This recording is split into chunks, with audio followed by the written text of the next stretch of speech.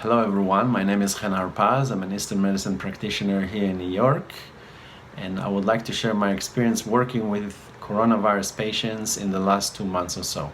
As we are about to get back to normal life, most people who didn't have it already might or will get the virus.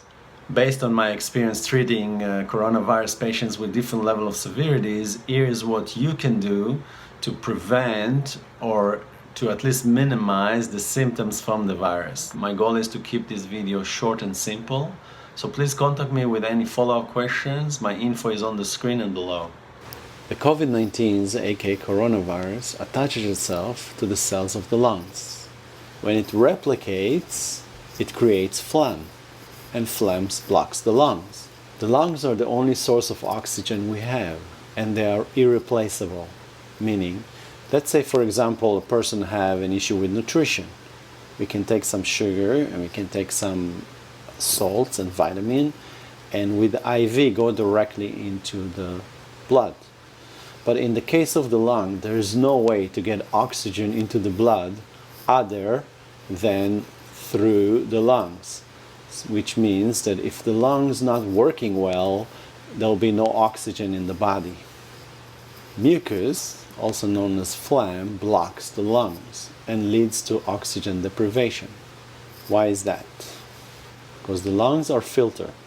Mixed air from the atmosphere enters the body, and the lungs filter the oxygen and send it into the blood. Now, mucus, phlegm, is a sticky fluid, and the sticky fluid blocks the filter. So although air enters the body, no oxygen flow into the blood. But the genius of the body is that usually we have more than what we actually use.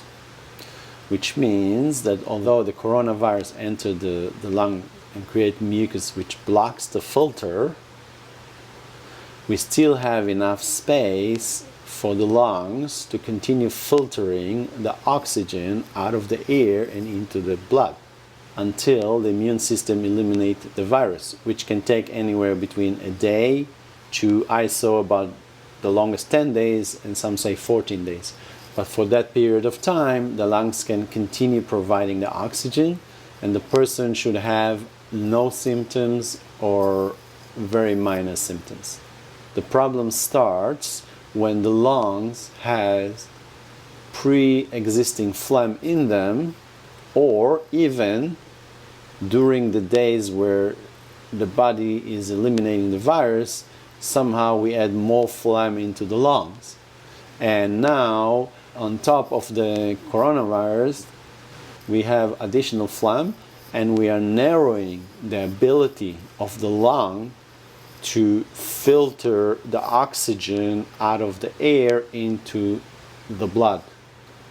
So the more phlegm there is in the lung, the less oxygen there will be in the blood, and that's where the symptom starts. And according to the level of phlegm, i.e. blockage in the lungs, the symptoms will be. Meaning, the more blockage, the more severe the symptoms are, to the point where, God forbid, there is so much blockage that there's no oxygen in the blood, and the body will just stop functioning. As we see, some people have no symptoms at all, and some people have severe symptoms. So the difference is really how clear the lungs are, especially at the time when the virus enters the body. The clearer the lungs are, the more time the immune system has to deal with the virus without any symptoms. It's not the age, it's not the gender, it's not the skin color, etc. The differentiation of the severity of symptoms between patients is totally related to the amount of phlegm or mucus in the lungs, the amount of phlegm pre-existing or the amount of phlegm that was added during the time that the body is fighting the virus. This is how we can explain the severity of symptoms between different patients. Even in the same place, same household, you might find people with 0 to no symptoms and people with severe symptoms. Check the lung, check the phlegm, and that will give you a clear picture of why is that. So let's discuss for a second phlegm in the lungs. How can we tell when there's phlegm in the lungs? And B, how can we prevent and clear phlegm from the lungs?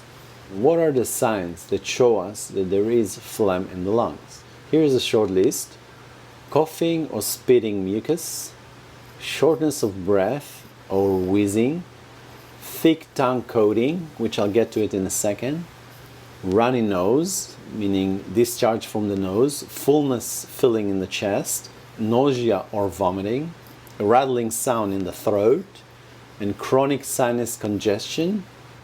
These are simple signs that show us in Eastern medicine that there's phlegm in the lung. Let me explain the thick tongue coat.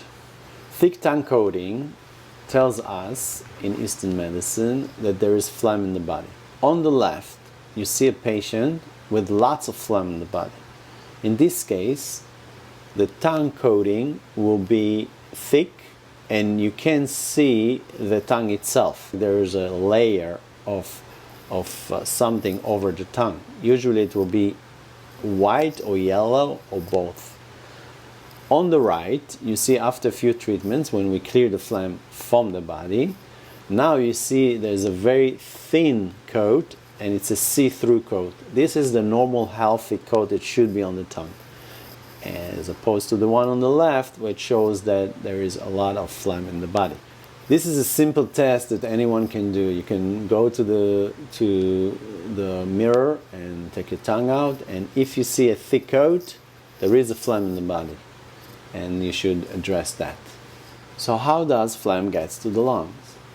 Well, the number one source of phlegm in the body is the nutrition. In order to prevent phlegm in the lungs, we should avoid or at least minimize the following: dairy, oily foods, alcohol, overly spiced foods, raw foods, and ice-cold foods. And now, I know some of you might be surprised to see some of those items in the list. Eastern nutrition is different than Western nutrition. So, for the purpose of this video, I'm going to give just a very short explanation how those foods create a phlegm in the body. And please God, soon we'll make a video discussing nutrition, and there I'll give a much broader explanation. And again, if you have any question, you can email me.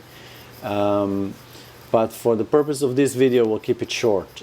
So basically, any food or beverage that enters the body needs to be separated, disintegrated into the elements, so the elements can flow in the blood.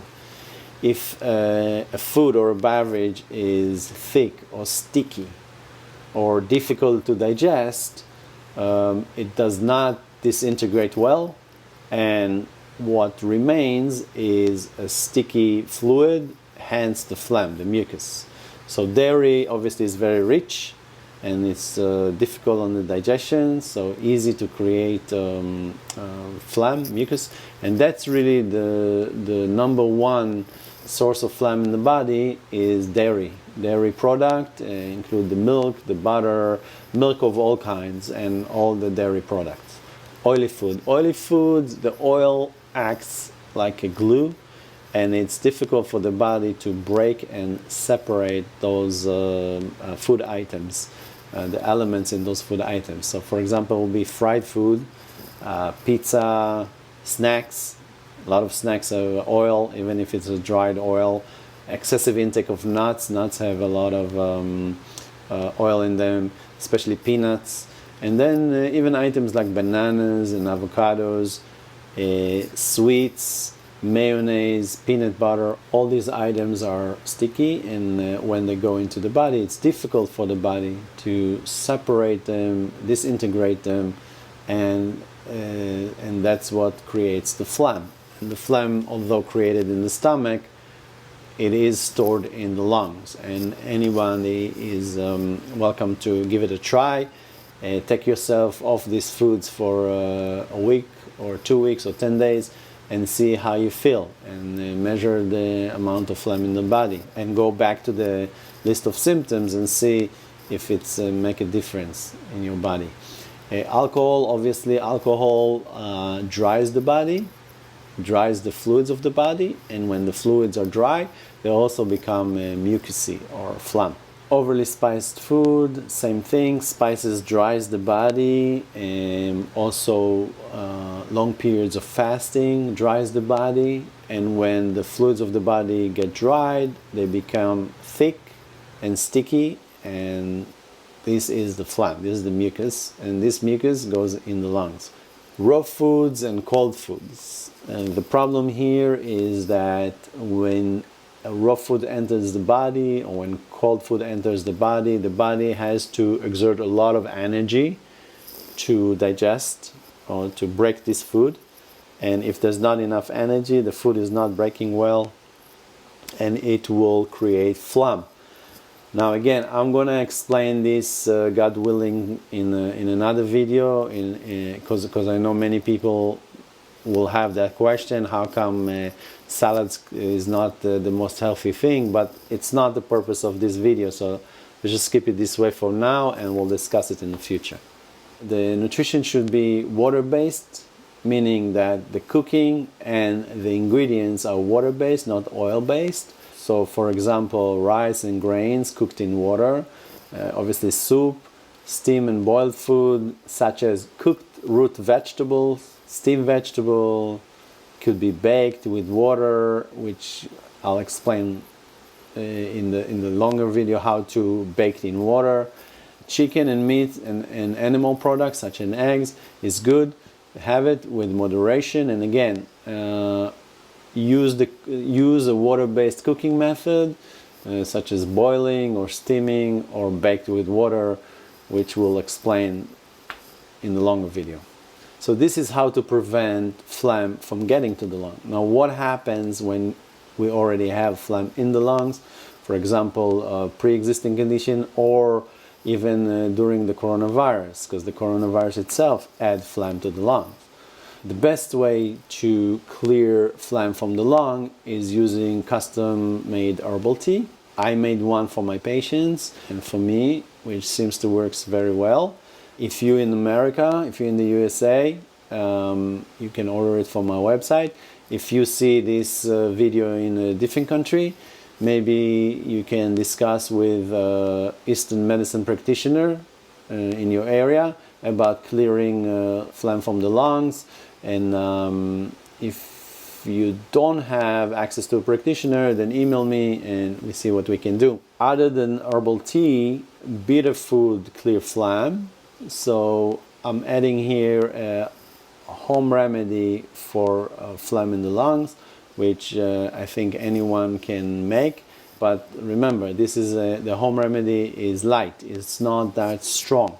The best is to get the custom herbal tea that Eastern medicine practitioners make, and that will ensure that we can clear the lung fast and with good results. So to recap, the coronavirus generates mucus, also known as phlegm. Phlegm blocks the lungs. When the lungs are blocked, no oxygen passes to the body. However, the lungs are big enough to handle the virus with zero or almost no symptoms. The problem starts when there is pre-existing phlegm in the lung, or when phlegm is added during the time when the body fights the virus.